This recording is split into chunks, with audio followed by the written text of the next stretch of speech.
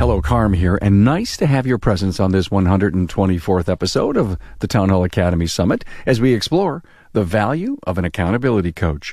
I was just having to make payroll every week years ago. We made payroll. We got it. So I had to take all of my authority issues and my not liking anyone to tell me what to do, and I had to put that on the shelf and say, all right, doing this correctly is more important than being proud.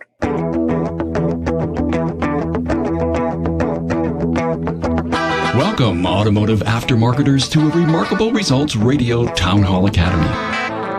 Listen to learn just one thing from today's episode on your journey to remarkable results.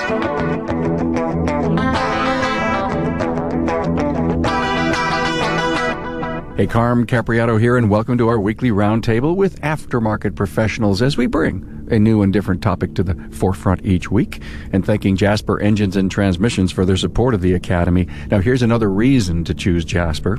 It's their commitment to continuous improvement. Now, their investment in research and development, product updates, and remanufacturing processes means Jasper provides the perfect product. Go to jasperengines.com for more information. Hey, remember why you're engaged with the Aftermarket's premier podcast? You know, with all the noise in your life, Remarkable Results grounds you in the context of the aftermarket. Now, we're creating an important dialogue to help you tackle our industry's challenges head on. We are truly a powerful resource of information, insights, best practices, and trends that you need to have in your trough of knowledge. Please share this with a colleague. Hey, don't forget the key talking points are on this episode's show page at remarkableresults.biz/A124. Now, me, Carlo Sabucco from Sils Complete Auto Care Center, Oakville, Ontario. Kevin Eckler from Foreign Car Specialists, Poughkeepsie, New York. And Barrett, a professional EOS implementer. Hey, these guys brought their A game and really were extremely transparent about their own personal story. This panel's message resonated and was on point about coaching and accountability. There's a lot of talk in the industry as to the value of an accountability partner or coach. It's a personal decision. It's not for everyone, but this summit will help you resolve some of your very own concerns and maybe even help you make a decision.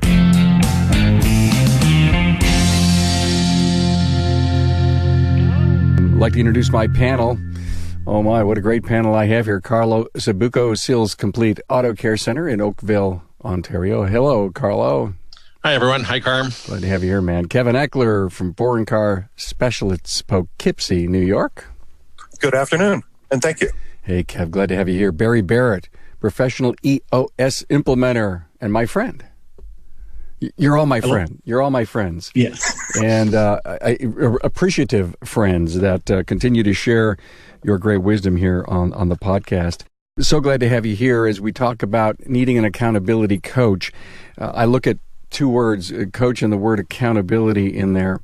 It seems to be, to me, that I don't need a coach, or I need and love and want and value a coach. It just seems like there's two sides to the story out there. It's great to see people be open-minded as we respect the fact that people are successful without a coach and some are successful with a coach.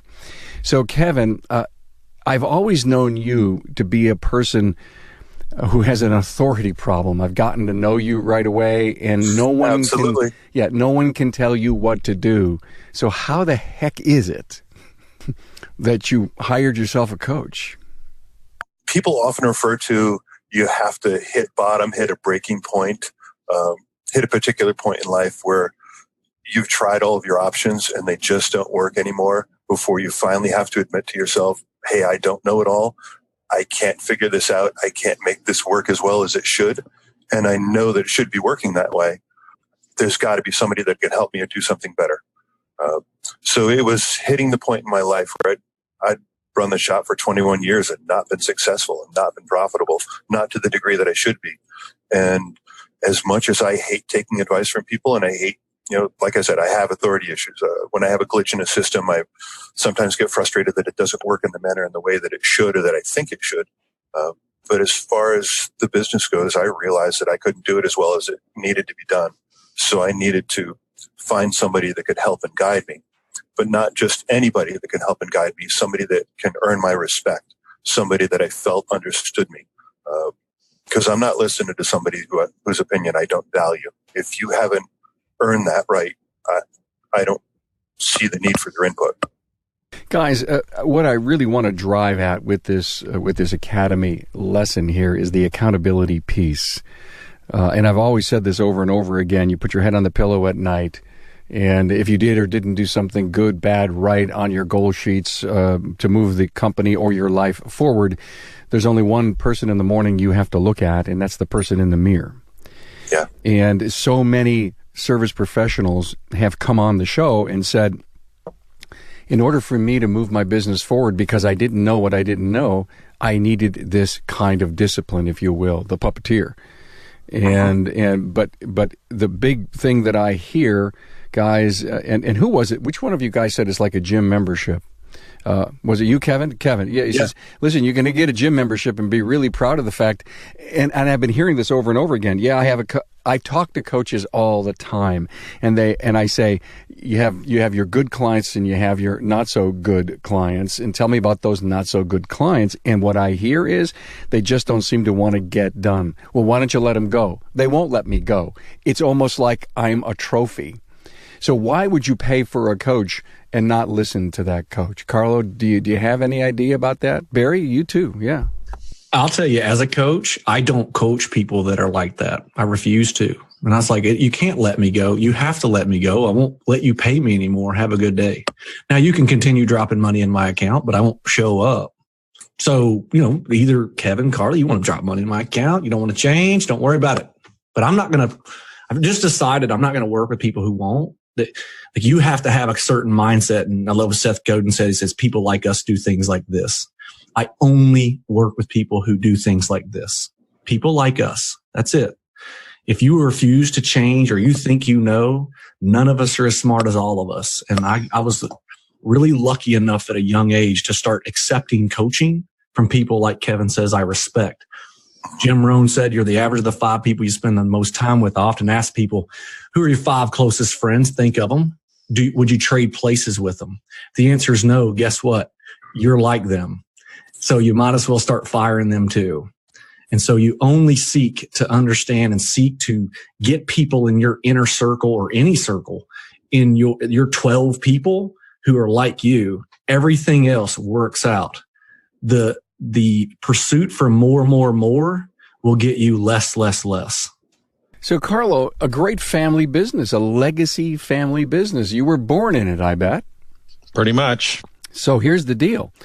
Oh, my God. You must be as smart as your dad. You went through all those hard knocks like Dad, and you have that assumed knowledge that you're a superstar, smart business person.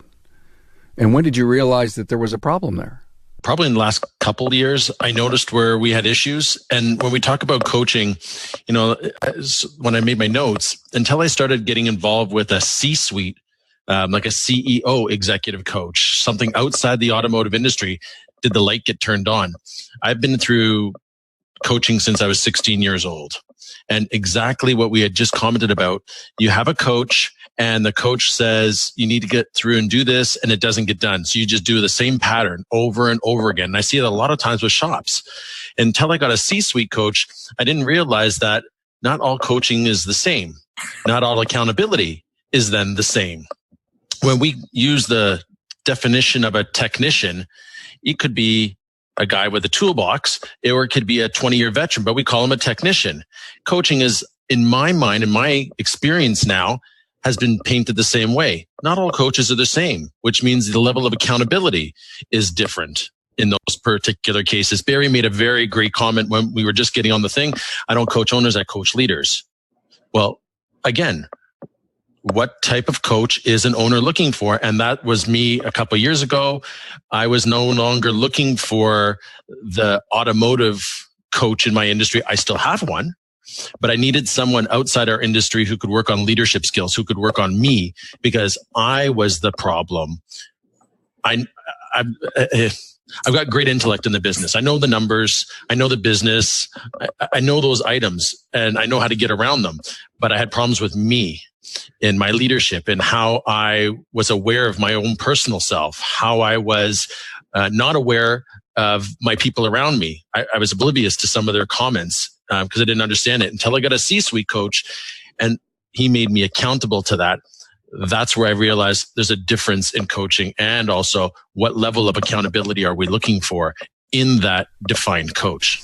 You know, in order to get the message straight to the industry that I broadcast to, Kevin, is it all about making sure you put your ego on the shelf, or, you know, find some humility and say, listen, I need some help? Because the stuff on the negative side of coaching and the fact that they can't teach me anything and why would I want to spend this money goes to the fact that even, you know, I have a coach in my business. So why wouldn't, you know, I don't see why there's not value in, why the industry doesn't see value in the I don't know what I don't know rule.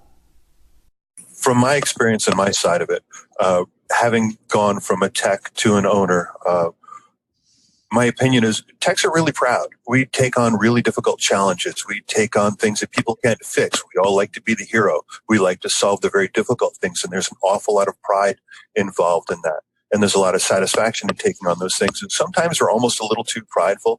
And if I can fix a really difficult CAN network issue or running issue or solve an oddball problem, why can't I run a business? It's got to be easy. How hard can it really be? So I think we value ourselves too highly in all areas because we're really, really good in a particular skill set. So we almost devalue how important other things are to the point where we have to fail at it. Or at least I did. I had to fail at it before I realized that I'm just not good. So, Kevin, you failed at it for an awfully long time before you flipped that switch. Yeah, I'm ridiculously stubborn. And I tried lots of different avenues and lots of different things. And one of my problems was early on, I had a really bad coaching experience. I tried a company that I felt just was trying to surgically extract my wallet rather than have the best interest of my business in mind. And I thought, well, I tried that one. That doesn't work. And off I went. And so I didn't research all of the aspects of coaching and all the different personalities and all the different types. It's like going to a buffet, sampling one thing off the buffet and go, well, this is no good. I don't want to have anything to do with this. I'm going to go to a different restaurant, try a different avenue. Maybe I feel like something else. I took a sample of that, a small portion, and I judged the entire thing by that. And I was too prideful and stubborn to look other areas for a long, long time. So the things that make you good as a tech make you really crummy as an owner. So I was thinking about a while ago, there's a difference. You know, people say business owner, but there's another name for it. And so are you an entrepreneur, which is someone who creates something that makes you money while you sleep and you have employees and people that do other things for you? Or are you going to be basically a standalone person who does it all? So you're right. Like, you can be a technician and run a business if your business model is you're the main dude, you're selling and you're doing. That is a good way to be successful. There's many people who are successful that way. But when Carlo, you said I work with leaders, I actually work with leadership teams. So I won't work with a single business owner who's the head and then has employees. I tell people you have to have at least 3 leaders, including you. You have 2 more in you. I'm okay with that. So I work with leadership teams and teach them how to hold the owner accountable. Most of the time, about 50% of the time, when I get about 3 months in, the owner is no longer even in charge of his company or her company. They don't have that role anymore. Because one of the things that drives me crazy is I hear coaches saying work on your business, not in it. And then I'm like, well, what do you do then? If you think you're working on your business, and they say, well, I do marketing and payroll. And I'm like, you're still working in your business. I hate to break it to you.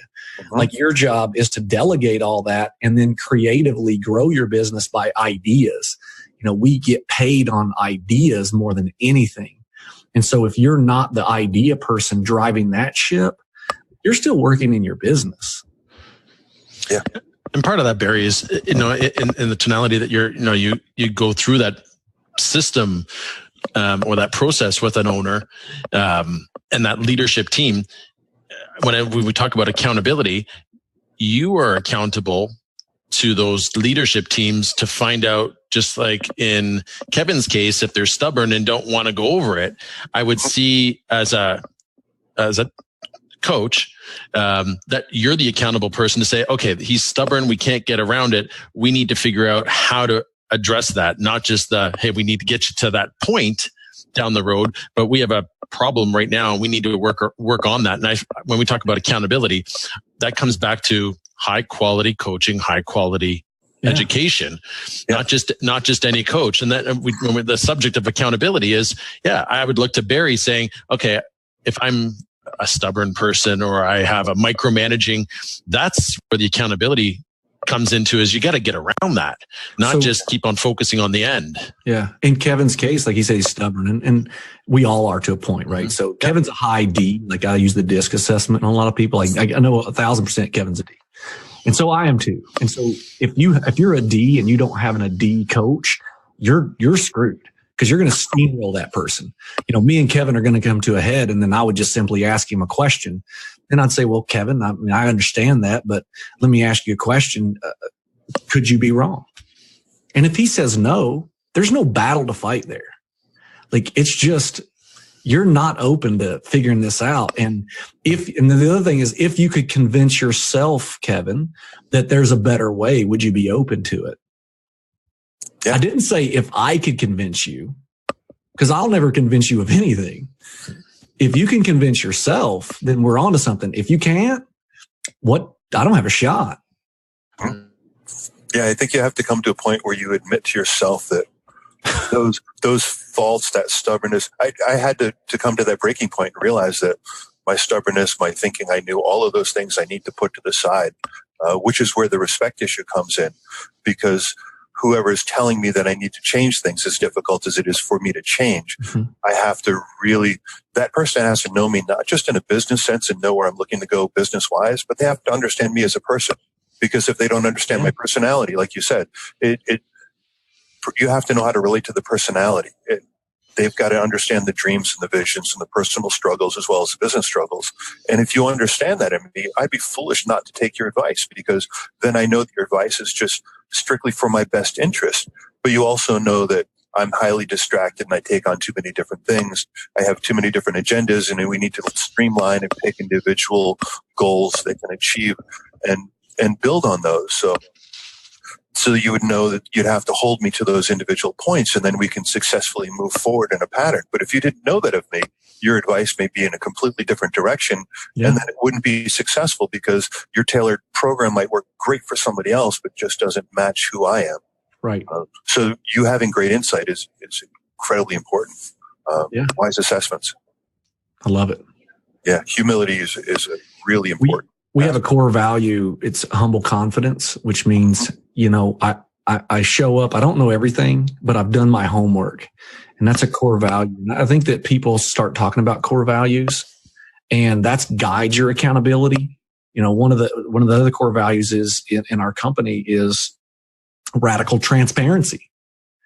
You should be able to come to me, Carlo, and say, Barry, you're being a jerk. And me look at you and say, well, tell me all the reasons you think I'm being a jerk.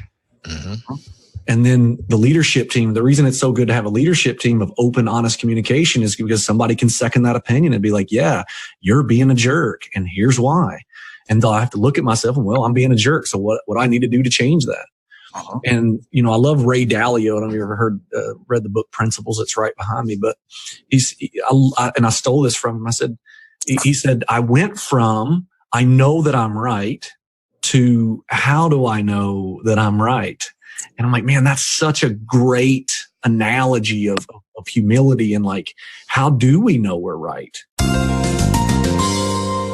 A vehicle is more than just transportation. It's what we depend on to move our most precious cargo, our families. As a service professional, you provide routine maintenance for your customer's vehicle, but what do you do if the engine, transmission, or differential fails? Contact Jasper, of course. Jasper provides your customers with a cost-effective alternative to purchasing a different vehicle. Quality remanufactured products from Jasper Engines and Transmissions carry a nationwide warranty with up to 3 years, 100,000 miles parts and labor coverage. Get your customers back on the road fast, as Jasper offers immediate availability through 2 distribution centers and a network of 45 branch locations nationwide. If a new vehicle is not in your customer's budget, and the engine or transmission in their car, truck, van, or SUV has given its last performance, a remanufactured drivetrain component from Jasper Engines and Transmissions will provide them with many years of trouble-free driving at a cost many times less than that of a new vehicle. For customer satisfaction, choose Jasper. I think I picked a great panel. This is just going so well. How do you hire? How do you find an accountability coach? I mean, you just don't pick up the newspaper or hear from your buddy and say, hey, would you like to be my coach? There's got to be a little bit of a process that Carlo and Kevin, that you've been through, and Barry, of course, from the receiving end in the past. I'd love you guys to chime in on that. I know for myself, over all the years, typically, how to find the coach was based upon the need. In the earlier years, it would be a lot of the intellectual issues in the business. So the numbers and financials and just the operations of the business I was looking for a coach for. And I would go, and get referrals from other people within the industry and see what was what other people said had good success. And as I've grown in the business, when I was looking for a C-suite coach, it was based upon profiling. So I would match my profile, sort of like what Barry said. It was, this is who I am on an intellectual level and on an emotional level. And this is who my coach, Roger, is on an intellectual, emotional level. And are we compatible? That's how we found each other at this stage. It wasn't a matter of a sort of a business card. It was a more of a, are you the right inner person to solve my problems right now? But each individual out there listening, you have to take a look and see what issue do you have in your life business right now. Maybe you need a coach who knows a lot about the numbers and the processes of a business. Maybe you need a coach that will help you with your own emotional issues and stuff like that. So it all depends on where you are at. That's what you need.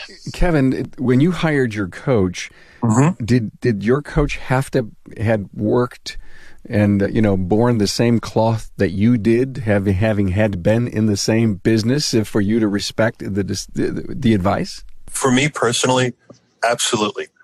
I need to, as I've said with the respect thing, my coach has been in the industry. My coach has been through similar family struggles, and there are a great many things in his life, sorry, English isn't always my best.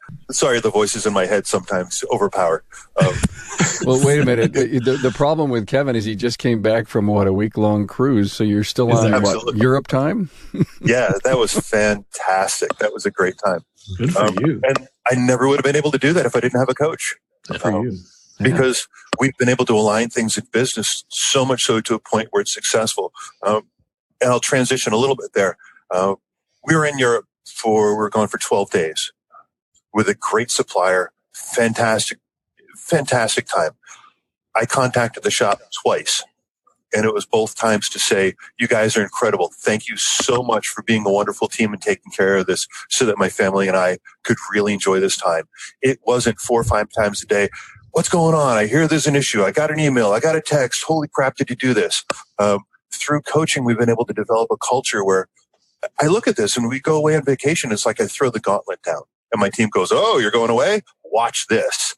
And I come back and I'm like, holy cow, how did you guys get all this stuff done? My coach has brought out in me realizations to look at my people and respect what they say and honor their opinions and honor their positions and give them the tools that they need to be successful as I need the tools that I need to be successful. So my vetting process for the coach was the coach needs to have been in my trade and industry. They need to understand who I am and what I do because they've been in the same way. They've been in those same positions. My coach needs to have coached people successfully, not just like, hey, I'm a coach, but look at these are the results I've been able to attain out of people before. Yeah. The team that I've been able to assemble here at the shop and the culture that we have grown is, I can't say, hey, it's all my personality. Look, I did this. I tend to be a happy, uplifting kind of positive person that chases squirrels and shiny things all over the place. I run more on feelings than numbers, which has been a downside of mine because I enjoy the feel good of fixing things. But in understanding the numbers and the financials and the interactions and the cultures that have really been brought on by my coach, we've been able to become a pretty successful business where we can we can all take time off. We can do different things. We've learned to depend and cover on each other. It's not like it all focuses on me, and if I'm not here, the whole thing collapses. It's become a really strong team culture. I've interviewed over 500 episodes and some really great shop operators through the last 4 years. And one of the common denominators of the success strategy for many of them has been that they hired a coach. Yeah. And guys, I guess you got to understand, the rest of the industry has to understand that it's not a sign of weakness to have an accountability partner, business coach, consultant.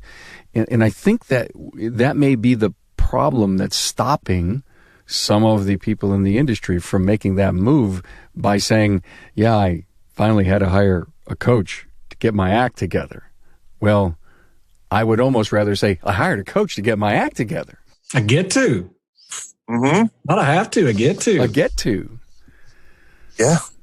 A lot of times it's like, Rob Roswell was on one of these episodes and he talked about addictions. And in the beginning of his book, he talks about, you're ready. Have you had enough? And then as an owner in a business, you get to that point. You see it in social media. You see it all the time. I'm struggling in my business, but it's the same thing. Are you ready? And have you had enough? Are you tired of the numbers being the way they are? Are you tired about your people quitting because of you, not because of the business? So you have to reach that point, and then you start looking for people around you, whether it's a 20 group, whether it's a coach, but you yourself have to be at that point. Not just because the next door neighbor shop got a coach, I guess I should get a coach. You gotta almost take Rob's words and put them in our business. Yeah. All that information was there, and coaches are all available through all the years that I was failing. But it just took, as Cecil says, when the student is ready, the teacher will appear. You won't see it until you're ready to look for it and accept it. So until you have that mindset of, okay, I need help, you'll never seek it. Cecil spun that. That's supposed to be when the teacher's ready, the student will appear. But I like how he did it. Well, that's how I say it. Maybe I've misquoted, but for me, okay. I would have to be ready before. I think it's both ways. I love the student angle, Barry. I love the student. I'm a quote guy though. I can't let a quote.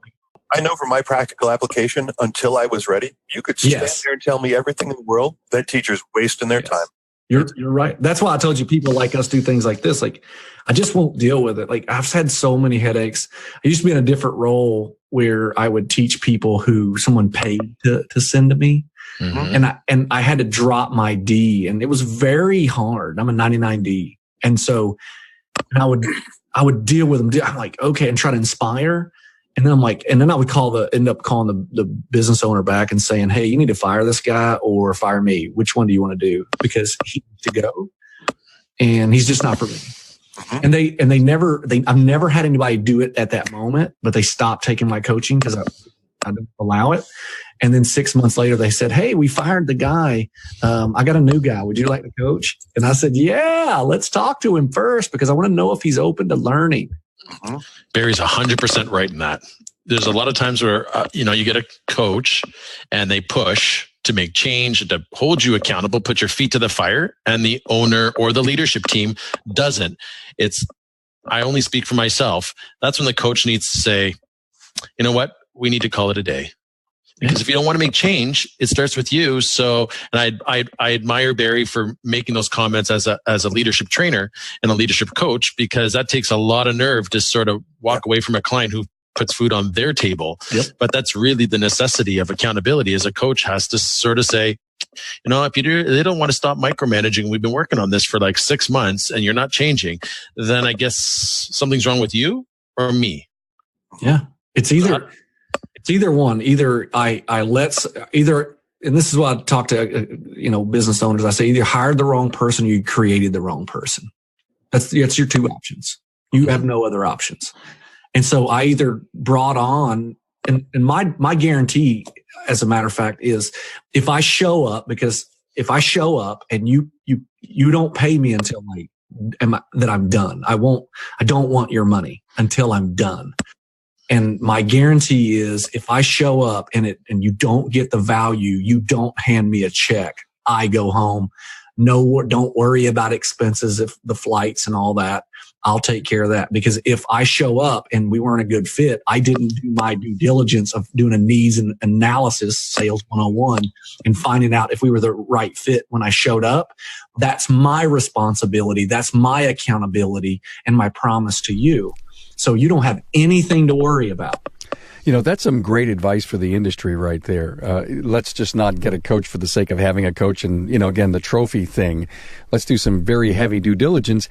And I guess for anyone who doesn't have a coach who's looking for one, make sure that they do some due diligence on you. I mean, what I continue to hear is it's got to be a fit. And if it's not a fit, it's not going to work. That's right. Thanks so much to Carlo Sabucco from Sils Complete Auto Care in Oakville, Ontario. His Toronto Raptors yesterday just won their first NBA title. Kevin Eckler's with us, foreign car specialist, Poughkeepsie, New York, who is working on European time, and Barrett, professional EOS implementer. I couldn't help but listen to you guys, and Carlo, I do know a little bit about your business. We've done a couple of podcasts together, and I remember it was a while back you said to me, I finally had to start firing some of these people. That was a direct reflection of the coaching, the accountability that you were Absolutely. getting. Share that with us. Inevitably, it's we run a good business and the numbers, and I do have a coach who helps me stay on top of my company vision, my company plan. But until I got Roger, who sat down and said, Carlo, one of your biggest bad habits is micromanaging. And he says, it's causing you stress. It causes you family problems. You're not leaving work. You need to sort of control everything in your company. And he said, so why are you like that? Well, I don't trust people. So why don't you trust people? Nice thing about certain types of coaches is they ask a lot of questions, sort of like a peer of mine. Don't give me a lot of answers. Again, difference between coaching and consulting. Consultants give you the answer. Coaches pull the answer from you, which is extremely difficult. That's part of the accountability side. But he pulled out that my micromanaging comes down to, I just really don't want to have to change people. It's too scary. It's hard to find, including technicians. But it caused us to move out 3 people within one Friday. We just pulled the trigger, and we put 3 new people in based upon profiling them. And immediately, within weeks, the entire mindset in the back shop changed. The entire mindset in the front office changed. I've been off the counter, working on the business. I still, not in the trenches, but since February through the busiest tire season, I didn't need to go to the counter.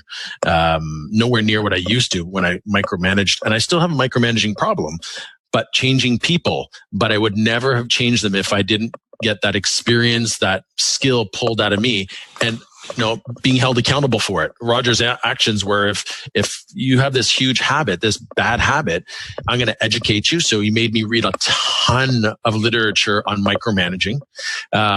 We talked about how we're going to deal and facilitate that micromanaging issue.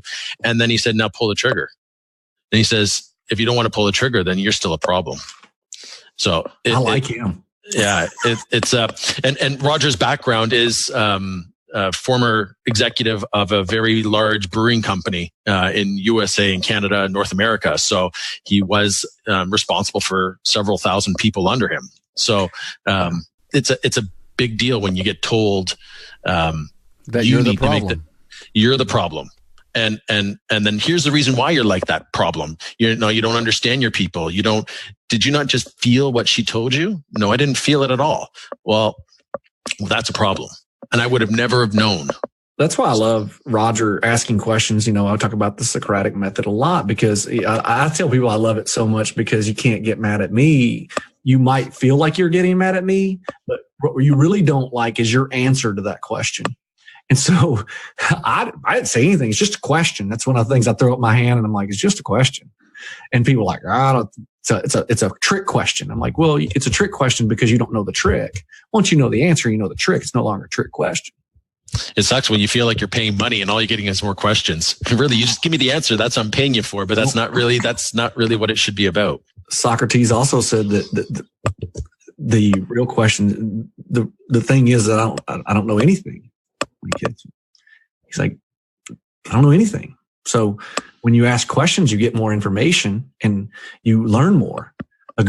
And I love when you talk about consultant versus coach. Like consultants are a dime a dozen and no one listens to them because when you're told what to do, it's called, teleintention. People don't want to do what they don't want to be told something. They want to be their idea. When it's their idea, they have to own it. And when they own it, they have to do it. They don't have to do it, but like it's your idea, not mine. I think we just broke the code here on something. It just hit me as I'm really processing all the things that you're saying. If you're not happy with answering the questions and the answers because no one's giving you the answers, is that why the automotive aftermarket, some of the relationships go south, go bad, is because the quick fix answer that the shop owner, former technician is looking for, just tell me what I got to do. Just tell me what I got to do. Right? I'm going to push back on Kevin a little bit earlier because we have a varying degree of difference of opinion. And I do believe that at some level, having an industry coach is very helpful because they do know the tricks, a lot of the tricks. They know your numbers, they know all that. But after that's done, that gets played, right? It gets so played. I have a coach that I hired. I meet with her 3 times a month and she has no clue about my business. No clue at all. But she has a system. She asks me a ton of questions and I'm no different than you. I don't like to do the same thing every day either. But she's totally different, but she gets a new vantage point, new questions that I never thought about ever before. And so, yeah, after a while, you learn, I go to these classes and I don't want to disparage anybody's class, but 90% is exactly the same material as the next guy. There's that 10% difference. If you disagree with me, that's fine. I'm good with that. I won't get into that conversation. The deal is when you get new perspective from someone who has done something very new and you get new eyeballs on your business and new questions, you get new answers. So that your happiness is in direct proportion to the quality of the questions that you ask and that are willing to be held accountable. Every day, me and my wife are both training for a marathon and, I got the brown-eyed girl to hold me accountable for running. I did not want to get up this morning to do, 3-mile strides and all that garbage. But she's like, we're getting up. I'm like, okay, let's get up. I'm making the coffee, ready to go. She fell back asleep. So I went in there and said, hey, we got to go. And we both ran that's accountability. And then her coach that we hired, a running coach, she has to submit her times. Well, it's either red, yellow, or green. If she did a half marathon in under 2, we both did it under 2 hours the other day. And she had to submit a red because she didn't do the proper warm up. And so this whole 13 miles is in red because she didn't do the mile warm up. That's accountability. And she hates that red. She's like, I'm never going to get a red on there again. Accountability. So Kevin, is it helpful to get an outside perspective after you've learned pretty much what you can learn from the guy who's in the ball game? So a second opinion, so to speak. Well, it's not a second opinion. No, let me sum this up. Carlo has a leadership coach and a business coach. Yep. And that's what I find so unique in what's going on with this conversation is he is being pushed heavily from a leadership perspective. Now, let me ask you, put you on the spot, Kevin. Sure. Is your strength in the financial, the numbers, the running, the process of the business, or is you have as much strength on the leadership side? And are you getting both in your relationship? The number side is the weakness side for me. I know what the numbers need to be. I'm very compassionate and empathetic, and I have a hard time writing the invoices and such that need to exist in order to have a business successfully meet with its overhead. So get off the counter, right? Right. So I'm off the counter. And I'm working on seeing the value in that. My personal strengths are more interpersonal skills.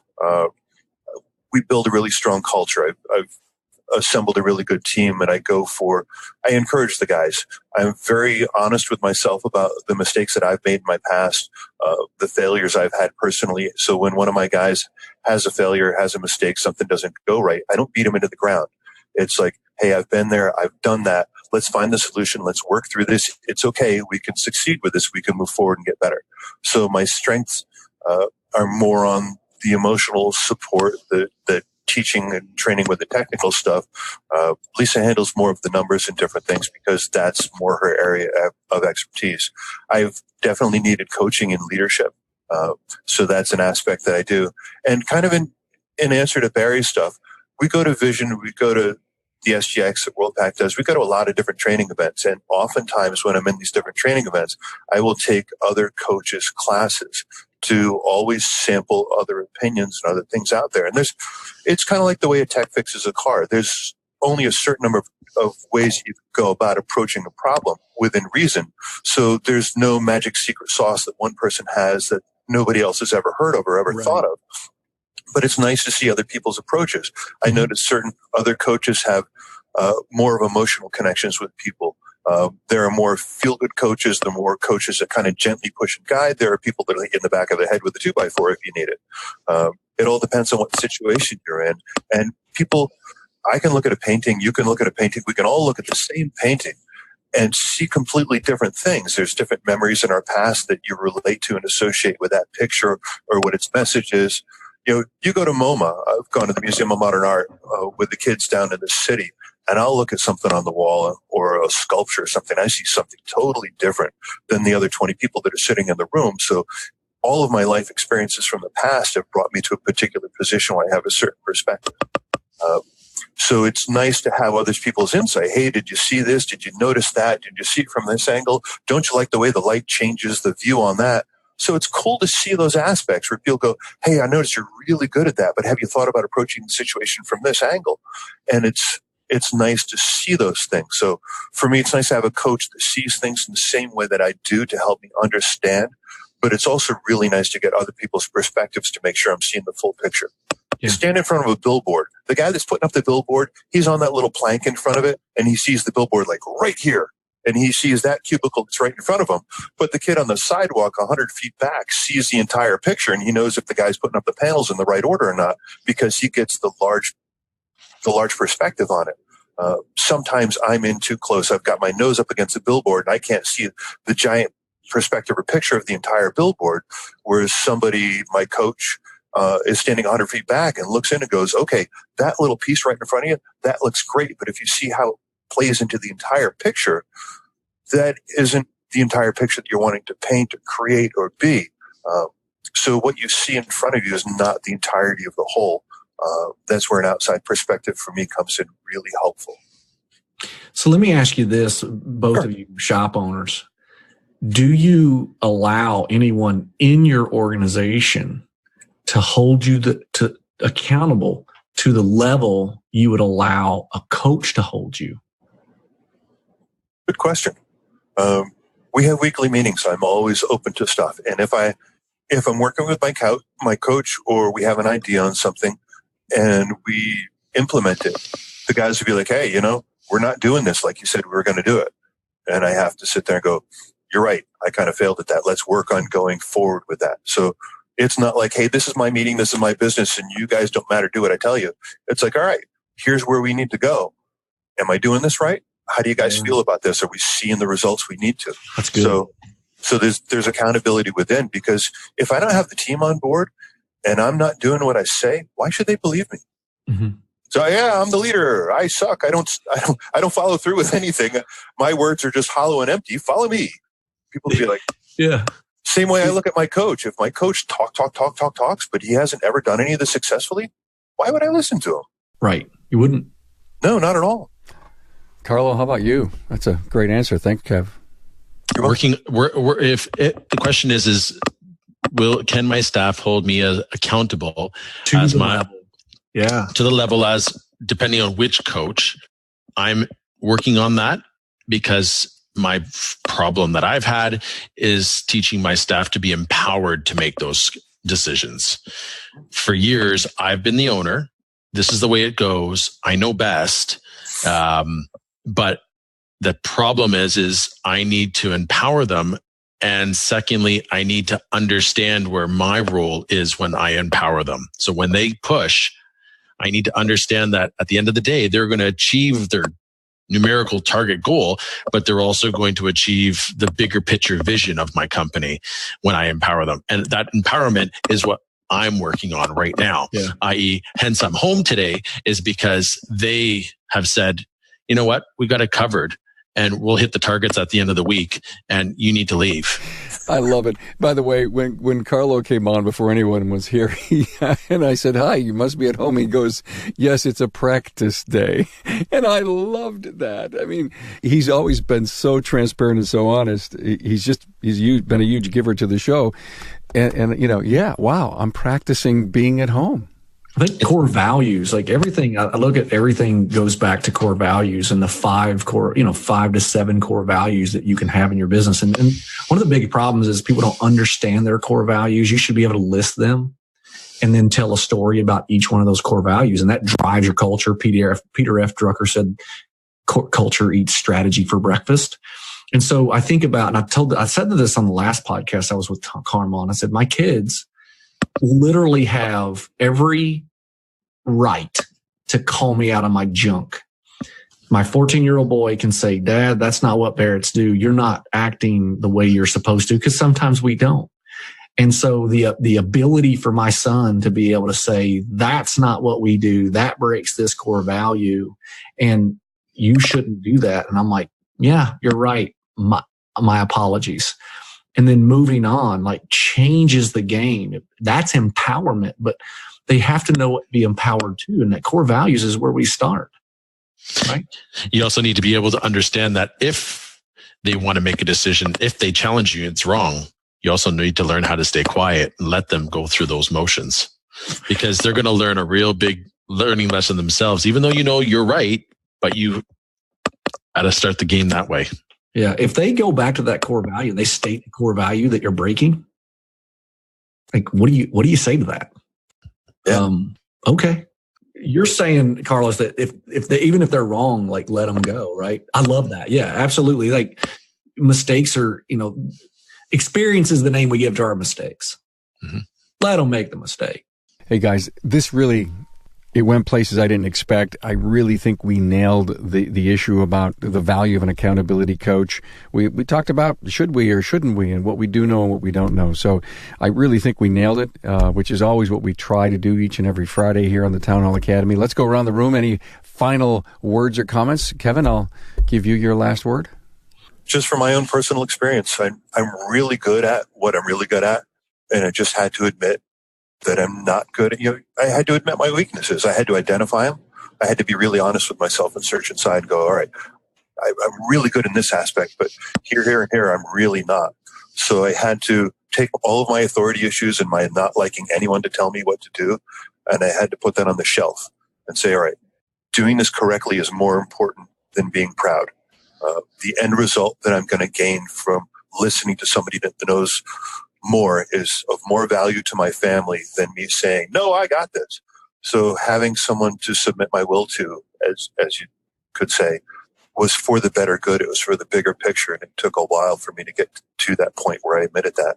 And I have seen nothing but successes. This past 12 days away, taking my kids on a cruise and trip through Europe that I never would have been able to do. I was just having to make payroll every week years ago. We made payroll. We got it. That only holds so much value. But going back to the common topic, August, my daughter starts college. It's college time. I'm going to write the check for tuition. Nice. Yeah. I'm so proud of her and watching her grow up. And some of what I've taught my kids is to learn to admit your mistakes. Look inside yourself, learn to admit your mistakes. If you can't admit your faults, you're going to forever bang your head against the wall or do it wrong without realizing that there's better ways. So having a coach for me, one that I can respect, one that I can honor, having somebody to answer to. Yeah, I'll take care of that. All right. Did you take care of that? Crap. No, I didn't. Okay. So let's get it done. And letting you proceed from step 1, 3, and 7 to 19 to back to 11. No, let's follow this in order. Here's a structured plan of how we're going to get there. How are you doing on your plan? My kids need structure. I need structure in my life. My employees need structure. So learning that I didn't have that and learning how to develop that and being given tools to develop that. Because you can't just tell me how to do it. You have to teach me how to do it. Good. Teaching me helps me teach those around me because I can say, this is successful for me. Let's try it like this. It has brought about a change in culture, a change in my personal life. And I think it's made my team's life better. they're not just employees. They're part of my family. They're my work family. We celebrate all of our victories together. Appreciate it. Wow. Good stuff. Barry? One is, man, I would work for either Kevin or Carlo as an employee. I just listen to them. I'm like, man, I'd be happy to work in your shop. So that's how I judge a lot of people. If I'm like, oh, would I work for them? Absolutely. You guys are fantastic. It's a given I would work for Carm Capriato. And also, you guys have the right coach. I mean, I'd stay with them. Like, that's awesome. You know, when you find the coaches that fit you, that's awesome. I love my coach, and the reason, and I have 7 people that hold me accountable. I don't pay them all. There's 7 parts of my life. I have an accountability partner in all 7. And I would honestly tell people, break your life down into your belief system, your mind, your health, your career, your money, those types of things. And then find someone that holds you accountable for those, that calls you out on your crap, that has an open book to all of that. It says, I can look right into your life and see if you're being who you said you are. You're not what you say, you're what you do, right? Knowledge not being the power, but knowledge paired with execution is really where the power is. And I think that's where a coach fits in. They make sure that you're executing on all your promises, and they don't let you have excuses, because excuses are the crutches of the uncommitted. And so that's all I have. Loved it. Thank you. Appreciate it. Carlo, you have the last word. I guess when it comes to accountability, I think it comes down to 2 parts. 1, make sure you do your homework on picking the right coach, and which section of your company needs that coaching. Is it more the intellectual side, the numbers, the systems, the processes, or is that down packed and you've done the whirlwind of coaches already, and you need someone that's outside our industry that will coach you on your emotional intelligence? And then to coaches, they need to be held accountable, because they need to see, are they the right fit for the client? And truly, are they an intellectual coach, or are they an emotional leadership type coach?